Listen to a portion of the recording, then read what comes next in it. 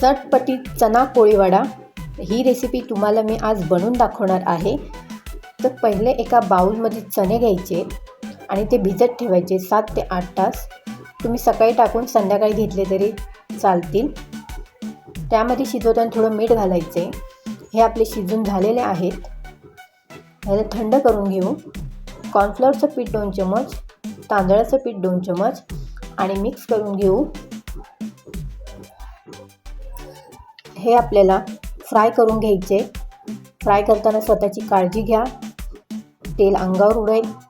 Hardly हे आपल्याला 1 minute fry करून घ्यायचे। तेल घ्या एका कढईमध्ये, लसूण टाका, लसूण ब्राऊन करा आणि मग ते चणे टाकून घ्या फ्राय केलेले। मिक्स करा, हळद पावडर टाका, लाल तिखट टाका आणि मीठ घाला। मीठ घालून परत मिक्स करून घ्या। चाट मसाला टाका। चाट मसाला टाकला की कोथिंबीर टाका। मिक्स करा। झाले आपले चटपटीत चना पोळीवडा तयार। या व्हिडिओला लाईक करा, शेअर करा आणि सबस्क्राईब पण करा।